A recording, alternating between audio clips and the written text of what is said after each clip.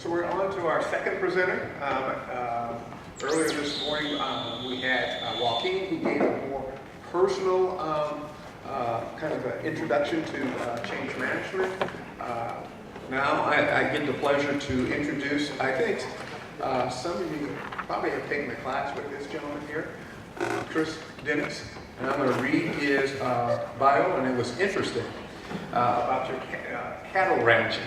So, cattle ranching made him a veterinary technician before the age of 10. While gathering a BS in physics and MS in electrical engineering, he turned all manner of scrap into useful apparatus. After joining the staff at MIT's Lincoln Laboratory, he learned how to turn dust into diamonds, a skill with both metaphoric and practical implications. After starting the microelectronics program at Portland Community College, Chris founded Steaming Kettle Consulting, integrating people, process, and technology into solutions that work. Steaming Kettle has served clients as diverse as Hewlett-Packard, the Port of Portland, and Guam Power Authority. Training and lecturing engagements are a frequent part of Chris' work, whether it's about sticker points of project management, hurting the creative processes, or demystifying a new technology. His seminars are built on a foundation of relevance and clarity. Please welcome Christopher Davis.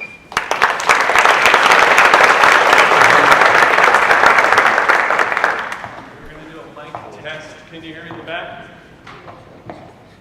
Can you hear me in the back?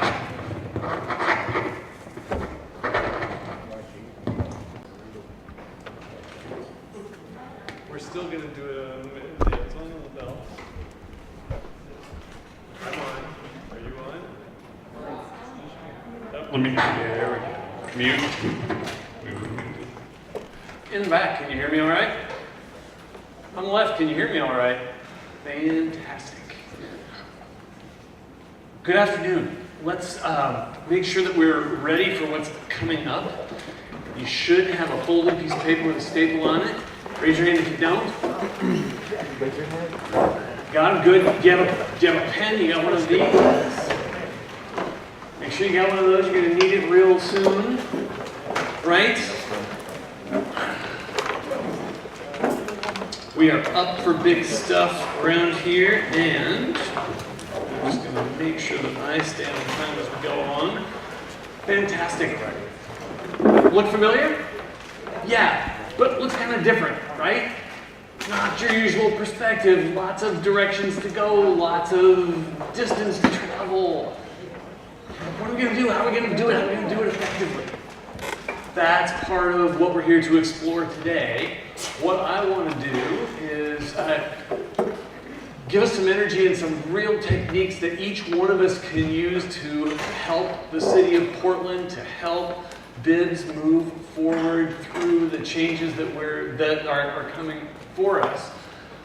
Maybe you've been to change management talks before. A lot of them go like this. A lot of them go like this. Can you cue me?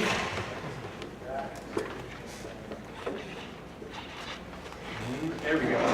A lot of them go like this. They talk about a big change vision, which we've got, right? We're up for big stuff. And then we talk about how hard change is, and then we talk about overcoming resistance. We're going to have a different message today. So, if you'll cue me again, we're going to talk about what individuals can do to support each other, how we're going to do work well, how we're going to effectively work with each other while change is happening. And so part of that is managing our relationships, how we interact with each other. Part of that is some knowledge about the human brain and how the brain works during change. And then part of that is really focusing on the right kinds of things to do when change is happening. And so, yeah, good, we're back. And so this is not about a top-down approach, this is about an interpersonal approach. And so what I would like you all to do as we practice this stuff is really practice it with people that are right next to you. Because the people that are right next to you are the ones that you're going to be interacting with on a daily basis. And then as we go away, we're going to be interacting with other folks, right? And we're going to be yep, great. Oh, I see. I just must be delayed. We'll figure it out. So as you go away from today's activity, you're going to be interacting with other folks within the city, other folks across the room, right? And those same individual interactions can be applied to help us do change better. And I just have a little unsung hero award to give to our signers here. Nice job. So there are just a few behaviors that really help change go forward. And these are things that everybody can do. And the first one is listen. And you got to listen to where people are, how people are feeling, and we've got to hear their requests for support because we're all going to be in unfamiliar territory. And then the third thing we've got to do is keep going forward. Does that make sense? So what is key for us is, there we go, is you're going to boost your poise and progress during times of change when you do three things. You've got to affirm your part. We're all going to participate in making things different. And the second thing is emotional realities during big change are complicated. And we got to be awake to where we are, and we got to be awake to where our colleagues are. And the other thing we've got to do, can we go one more? Great. Is we know we're going to have new behaviors, and we want to embrace those new behaviors. Stand up if you're in that picture, people. Come on, stand up if you're in that picture. Yeah, right on. All right, stand up if you helped with that and were in that picture. Stand up if you were, like, this is teamwork, right? This is big. We didn't used to do this, and now we're not only certified, we recertified. That means we're capable of significant change. Proof positive, right there in the room. So it's what we do and how we help our colleagues do more and better. All right. So we're here for a bit, roughly an hour together, and we're going to do just a couple of things. All right. And so we're going to change. We've had a little overview of what we're after. We're going to get our heads around how change actually works, and then we're going to look at what happens inside the brain during change. And after that, we're going to practice some of those behaviors about listening, about support, and about identifying next steps and next objectives. We're going to close with a few behaviors that, a few guidelines that really help all of us manage change better, right? It's individual work. Great. So, change.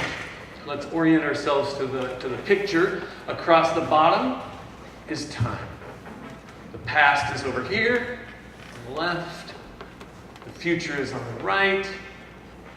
The present is somewhere in the middle. And then on the y-axis, we're plotting sort of how we work or our operational environment. And so what's true is, there we go, is we've got the old way of doing things. It starts in the past, and up to a certain point, that's the way we do stuff. And so we have this historic pattern. And we know that in the future, we're going to have a new way of doing things. And in between the new way with its new behaviors and the old way with its old pattern is change. Does that make sense? So we're going to give up the old pattern. We're going to adopt a new pattern. Here's the deal. That looks pretty simple conceptually, and it is. What is different, what's important is that this has human behaviors associated with it, and this, the new way, has different human behaviors associated with it. And what that means for everybody in this room is if we're really going to do change, the takeaway is we have to change the way we behave. We have to act differently. And that's not trivial. The good news is everybody's capable of it. Raise your hand if you have kiddos. Great, great. Raise your hand if you changed behavior as a result of having kiddos. Right on. So what that means is You can do it. Human beings are built to change. We are highly adaptive, right? Okay, so this is the same picture. I've just changed the big fat arrows into smaller lines. So this is the old way. Up there in green is the new way, and the changes in between. So that's the ideal, right? Where we had an old behavior, and we're going to go to a new behavior, and it looks so smooth and beautiful. And here is what actually happens. Is we are going along in the old way, and it's time to change. And we start it out, and then we're going to do something. And then we try really, really hard, and we make it. But then we fall back. And there's this oscillating behavior for a while that hopefully settles out up at the top in the new way. Does that make sense? Okay. So there are a couple takeaways here. Takeaway number one is, and you knew this already, right? Human beings aren't perfect. What it means is we're gonna probably make some mistakes. We may flub once or twice or thrice. So what do we need to do? Part of what we need to do is of course be as good as we can be, but the other thing is we need to be forgiving because we're gonna make mistakes. It doesn't mean we don't try hard. It doesn't mean we aren't constantly pushing ourselves to get to the new way. It means we will have a better time if we're forgiving. So the second part of that is that we can do things to make this period of oscillation shorter. We'll talk about how we do that in a couple of minutes. The other thing that we can do is make the distance between the old way and the new way shorter. So just the change is easier to make. So when we're changing, we want to look for easy ways to change, and we want to look at ways to change to make the period of oscillation shorter. So we get done faster. We settle into the new behavior sooner. Fair enough? Okay. So let's just put all that to use for a minute.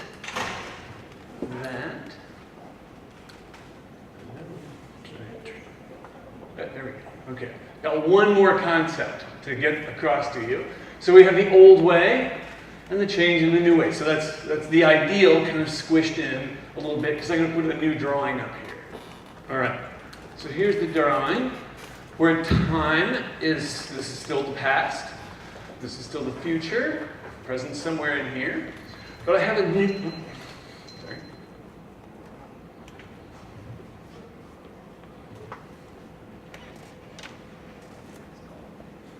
We have a new y-axis where we're plotting emotional response. Okay? And Tizzy is a really carefully chosen word there. Tizzy is a state of nervous excitement or agitation.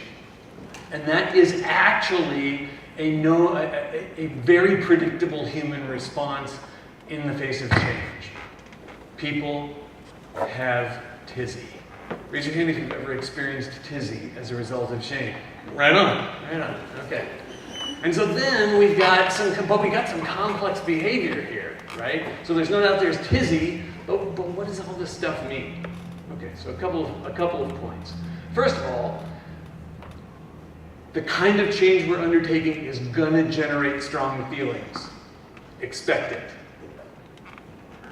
They're gonna be manifest in a lot of different ways, but expect it. The second thing we want, or the second thing we may experience is, you may notice that we started with a low baseline of Tizzy over here. Maybe it's a little higher at the end. Raise your hand if you know anybody who has had trouble giving up on their feelings about the change. So a classic example in the city of Portland is, do you know anybody who's still hung up about the transition to SAP? Yeah. Raise your hand if you know somebody who heard grouse 10 years on about the change to SAP. That's this behavior right there. Okay. So that's something that we'd actually like to not have happen, right? We'd like to get through the change and not have to relive it 10 years down the road. So that's pretty important. Another thing is this big spike right here. Why do you get this big spike right here? Because the change hasn't even happened yet. This happens when people first learn about the change. Does that make sense? You go, what? They're going to change my work? That's this. The change hasn't happened yet, but the awareness causes Tizzy. And that's not bad, that's not wrong, that's how human beings are built. All right. So, we know that learning about change creates strong emotion. The actual change creates strong emotion. We want to return to a previous... We're going to get... All right, we're going to do a little exercise. Everybody's got this? Grab your pen. I want you to write your name 5 times. Sign, do your signature 5 times and call it one. Real quick. Give that a shot. You guys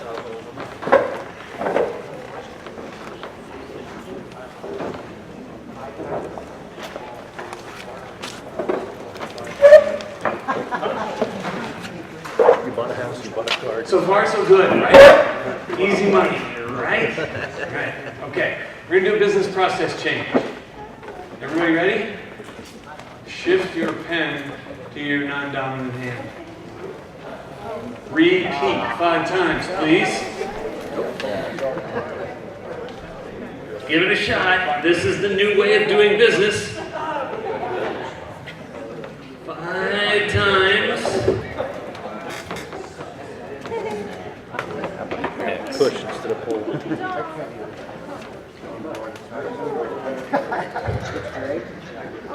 No, it's not.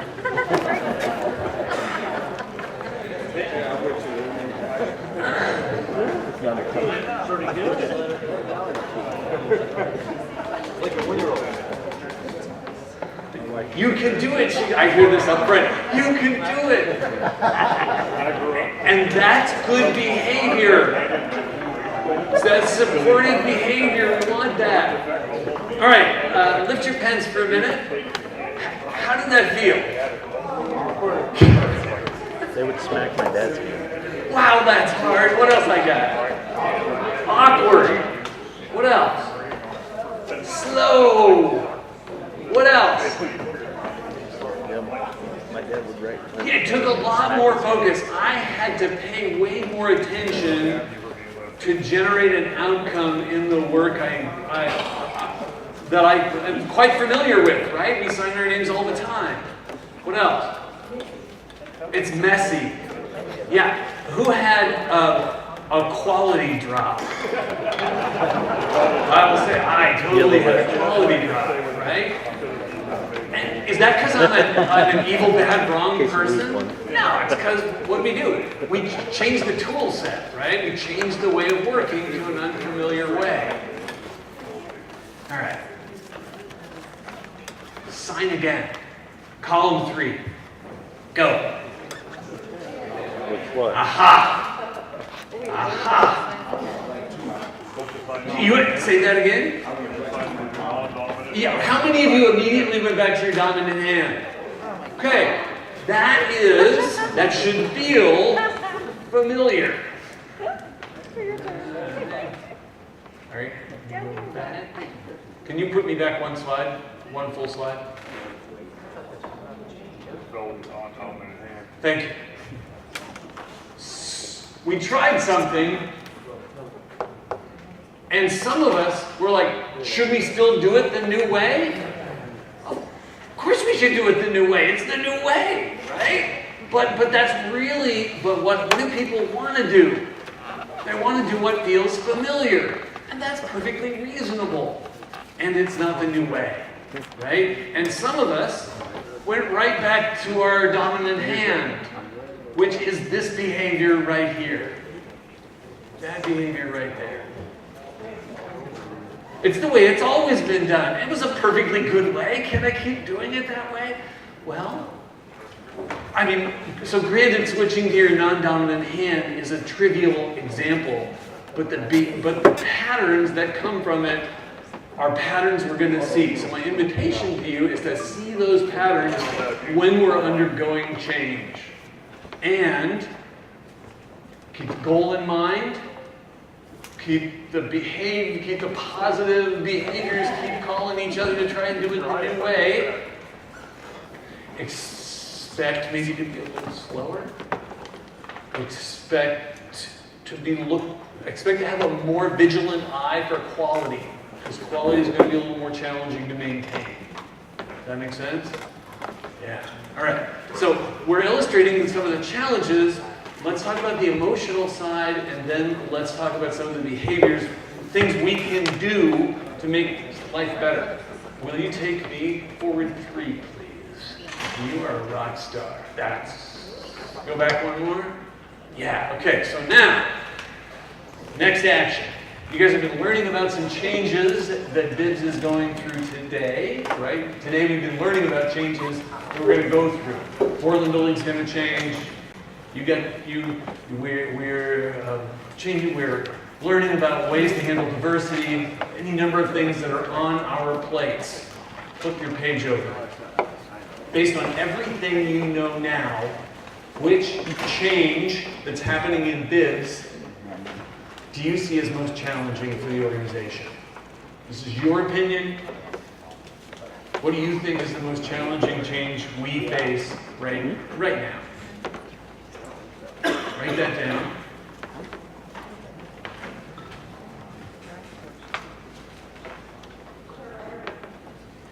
Right or left. You may return to your dominant hand. I know one person. I have a martial arts teacher of 25 years who writes his signature equivalently with both hands. One person. I know one person. Yeah. All right, great. So we're making a shift. We're going to talk about people. We're going to talk about what's happening in people's brains during change. And so I want to differentiate some words. There's this word change, and the way we're using it in this talk today is it's about the external world. It's something new. We're either stopping something or we're starting a new thing, right? You stop going to work in the Portland building. You start going to work in a new building. That's an example of a change. It happens outside of the person. Compare that to the idea of the transition. There we go. Great. So a transition is different. That's what's going on inside your head. Okay? It literally is this neurochemical shift that happens in the brain in response to what's happening in the external world, right? So I'll use the Portland building as an example.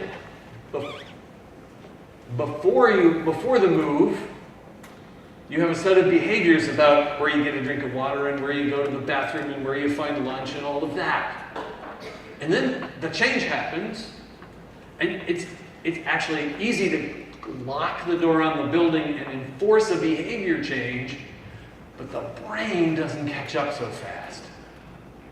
We can make change in the world way faster than the brain shifts. What we experience inside our heads is this transition. It is essentially a learning process where the brain modifies itself in order to take on new behaviors. The key is that's not as fast as what happens in the external world. So, we have another curve to show. This is time along the x-axis. And the actual change, the shift, the locking of the doors on the Portland building, or whatever change you want to use as your example that you just wrote down, the change happens. Now, fundamental question. Do you think the change is good news or bad news? Does it feel positive to you or does it feel negative to you? So let's look at the positive side first. So this is a positive change, and what happens is there's this surprise, it's excitement. Hey, the change is finally here. Oh, this is so great. Oh, I'm not so good. Where's the bathroom again? Do I get a drink of water?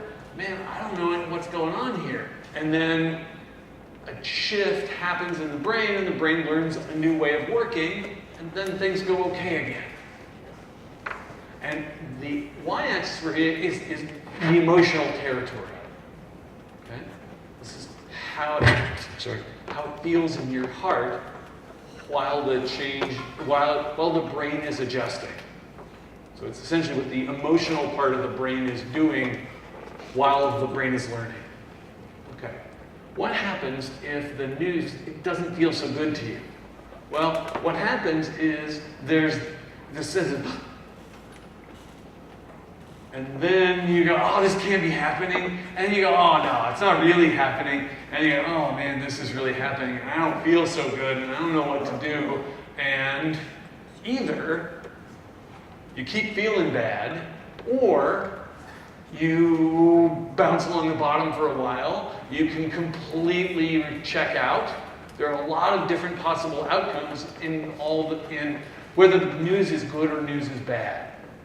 What's really important, what I really want you to notice, is that whether the news is good or whether the news is bad, the emotional roller coaster is kind of similar. Does that make sense? So what your emotional brain is doing during change is similar whether you think it's an awesome thing or whether you think it's not such a good thing. Does that make sense?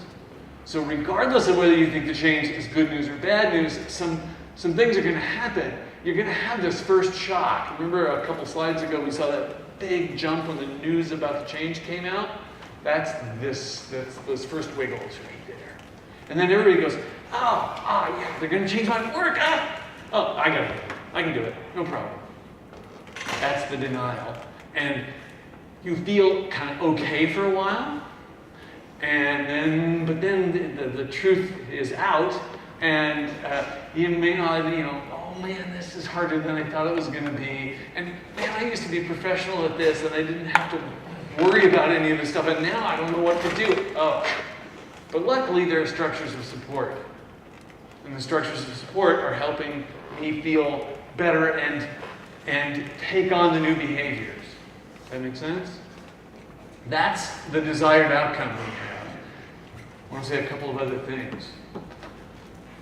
This drawing is a bit of a what is it? It's truth, and it might lead you to believe something that's not true. This is not a one-way trip. What can happen, maybe you've experienced this, is you have the first shock, and you think, I can do it. Then you go away and go home for the weekend.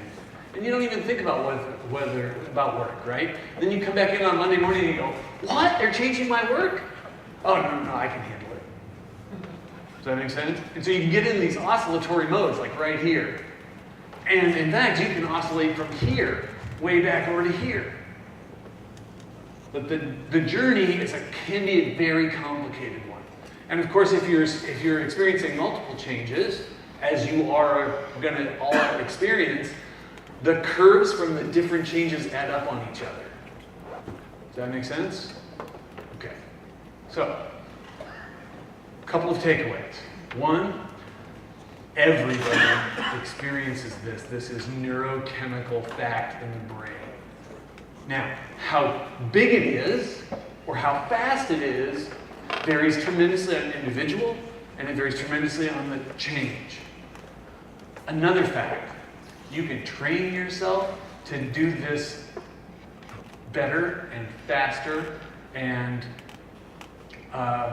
with less personal impact. Change can be practiced. Does that make sense? So that's one of the invitations we have is for everyone to be aware that this exists, be aware of the way our brains work, and get better at making shifts where we end up in the top green line at the end. All right, so I would like everyone to practice. Rip open your page. At the very top, there's a little table. Everybody see the table? The table, I'm gonna go back one slide. There we go. All right. So the table shows this orange box, first shock, the second orange box, provisional adjustment, the third one, intra-contradictions, inner crisis, and the fifth one about reconstruction and recovery. Okay? And what I want you to do is, for the change you wrote on the back, circle your emotional truth right now. Which of these phases are you in relative to the change you wrote right here? You with me? Which one? Where are you today?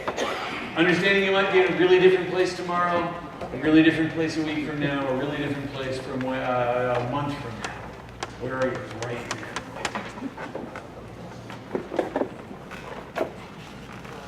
Got it? Yeah.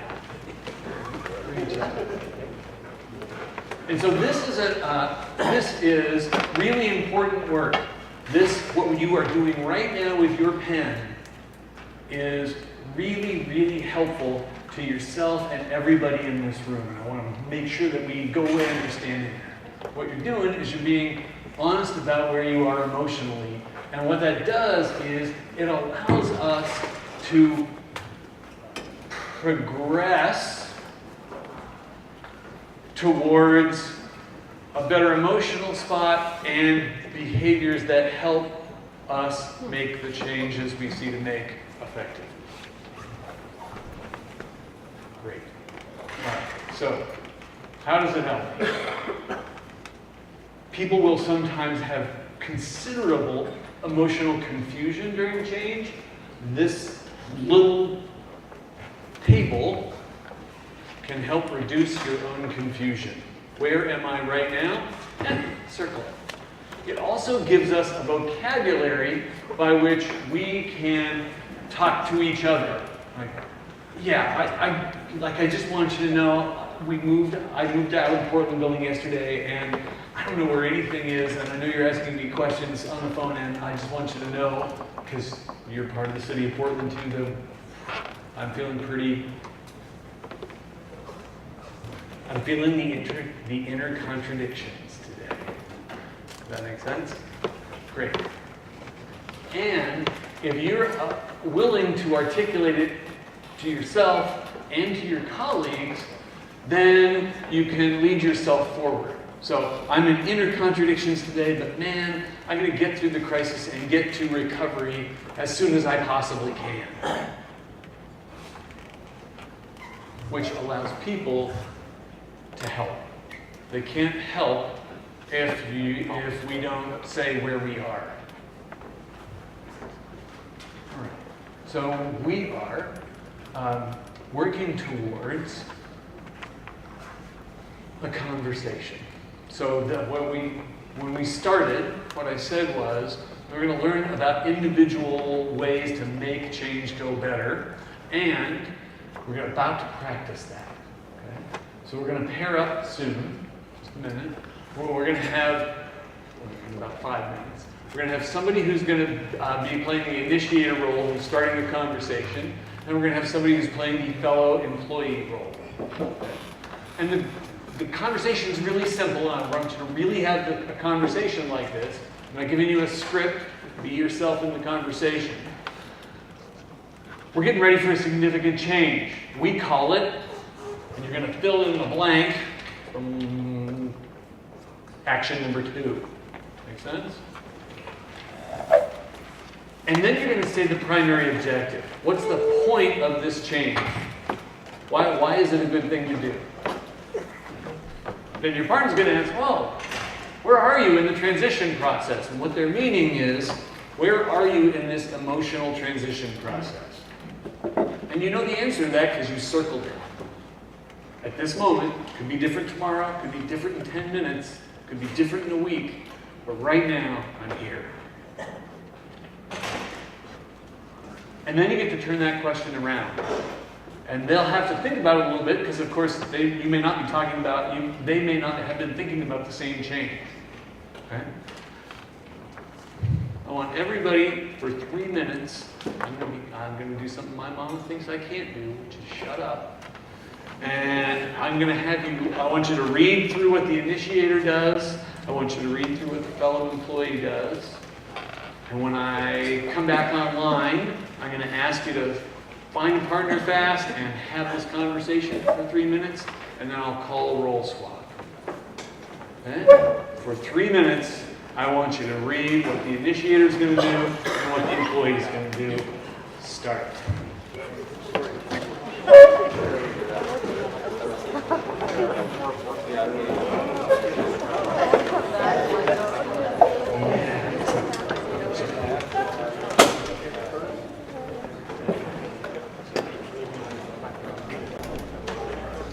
Power of pitch. All right. Question. Why do this when you leave this room? So I want to make that a very clear invitation that everybody here should be having conversations like that when they leave this room. Question is, why would I say a thing like that? What's the invitation for? Say it again? Process it. Yeah, absolutely. The more you make your brain think about where you are and what we're up to, what we're intending, then we have a better chance of moving ahead, both from a progress perspective, that is changing the business, changing the way we work, and from an internal, that poise perspective, the gracefulness with which we are changing, right? So part of what we're after is to help everybody. One reason to do it is to help everybody understand where we are. It is hard to provide effective assistance if people won't share. Is that important? I mean, does that make sense? I know it's important. Right? Let me say one thing that I'm after specifically. How many of you have ever had a long, unproductive conversation with somebody about how they feel? Okay. I've had those too. And the truth is, what we need to do is to have short, effective conversations about how we feel. How we feel is important because it's part of change, and we need to move through a bunch of feelings. What I am giving you today is shorthand. You got 5 easy things to choose from to describe where change has got you today. So you can have a short conversation, because this is shared information, and the conversational pattern doesn't just dwell on how you're feeling. The conversational pattern is, okay, get square about how you're feeling because that's important, and what's the next objective? So where am I? What are our big objectives? That's part of the conversational pattern. The other is, everybody is getting clear about their next objective, right? We've got big changes, those have big objectives. We complete big objectives by what? Contributing to a bunch of smaller objectives. That's part of the conversational pattern we want, and in that, we have emotional objectives as well as doing work objectives. We want to manage both. All right. So we're going to get close to the end of our time by thinking just a little bit more about our brains. And there's your brain. There's a special part of your brain. So the stuff that's colored is called the cerebral cortex. It's the crinkly part. It's kind of like a big honking walnut. We assume they taste different. Anyway, so the deal about the cerebral cortex, that's where the really smart human parts are. That's where all the analysis happens. If we don't give the brain really clear behavioral goals, it goes into what we call analysis paralysis. And that's not good, right? What we want to be doing is moving forward, not having our brain moving in circles. So one way to keep the brain from moving in circles is have super clear behavioral goals. Does that make sense? If we're going to change how we're going to maintain our fleet, or we're going to change where we go to work, really clear behavioral goals are important, right? When are we moving? October, right. So the key is, have we clarified those behaviors? Right? By behaviors, it means I'm going to stop going to the Portland building on a specific day, right? Okay. So the other thing that we want to do is create a recipe for success.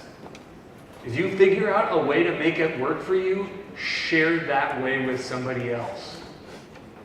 And that's really an important part of starting those conversations. Is your objective could be, hey, I'm here to share this way I figured out to do it. Whatever the it is, because we get a lot of it's in play. Okay? So the key for us to help each other be able to say what the behaviors we want are, provide a recipe whenever we can. Okay. But that isn't, not all of the brain is colored, right? There's some parts of the brain here we haven't talked about yet. We better talk about those. Oh, there we go. Okay, so there's another picture of the brain. We're going to focus on this red part right here. Turns out you have two of those. Now you're looking at the left amygdala, and then there's one on the right. It's about the size of an almond. And the amygdala has a really important function. What it does, it has more than one function. One of them, though, is to provide emotional power that drives behavior change. So I was having a side conversation before we started. Somebody said, "You're not going to show a lot of data, are you?" I'm like, no. Because the truth is, mostly, data does not help behavior change. What helps in behavior change is emotion. If you want people to do stuff differently, here's the recipe. Make the new behavior feel awesome. That was so great. You did it. Awesome. Great. Keep doing it. And make the old behavior feel icky. Make the old way feel icky. Make the new way feel awesome. And that, my friends, will get people to change. Data helps us understand what the right behaviors ought to be, and emotion actually helps us change. That's a little pull with the making it feel good, and a little push with making the old way feel icky. Question I hope you're all asking, how do we do that in my working group? Because that's a really important question. There's one other really important thing that really helps us all adapt and adopt new behaviors rapidly. And it is to make the path an easy one to follow. Okay? What we want to do is remove barriers to change. If there's something standing in the way of us and the new behavior, get it out of the way. We want to make the newest behaviors absolutely the easiest choice. And, like, for example, when it's time to move out of the Portland building, what can we do? Lock the front doors. Does that make sense? This is going to happen. People are going to forget, and they're going to go to the Portland building. I guarantee it. Somebody's going to, come into the office a little late one day and say, "Oh, I went downtown." But the good news is, they weren't able to go in because we locked the doors. They knew immediately that it wasn't the right behavior. Now, again, that's a trivial example, but it speaks to the truth about what you want to do is you want to prevent the old behavior wherever you possibly can, and you want to make the new behavior the easiest thing in the world. As easy as we can possibly make it. Great. Yeah. And the other thing is, man, ritual and habit are really, really powerful for human beings. If you can ritualize change, you have ancient motors working on your behalf. And the question then becomes, how can we do that in the change in the change that concerns you the most. Everybody in this room wrote something there. Everybody in this room has got something to work on, to contribute to. Those are individual contributions that add up to large-scale change. What I want to do is send you away with a couple of thoughts that are really positive. The way to change with grace, with poise, and to get her done, to move forward, we all have a part to play in it. Understand your part, fulfill that part. Change begets emotion, and we got to deal with that. One of the ways we deal with that is to have effective, short conversations that recognize the reality of both the emotion and the objectives. And then the last thing we got to do is we got to do everything we can to make the new behaviors the ones we have to behave in the new way. We want to behave in the new way. And the way we embrace those things is to make old ways feel icky, make new ways feel great, to have clear recipes for success, and to make the new behaviors the easiest choice you can. Make sense? So a couple of closing remarks. We'll no doubt put these up on the internal website. If you want to read more about change, there's a lot of good books on the subject. And a pile of photographers made this more visually interesting than I could on my own. And some of you know me from doing work inside BIBS. Some of you know me from doing classes for the city of Portland. Some of you see me work with OMF and BES, CDO this last couple of months. I am here to assist. Any questions or concerns before I turn it back over to Bryant? Who's next? Back to you. Thank you.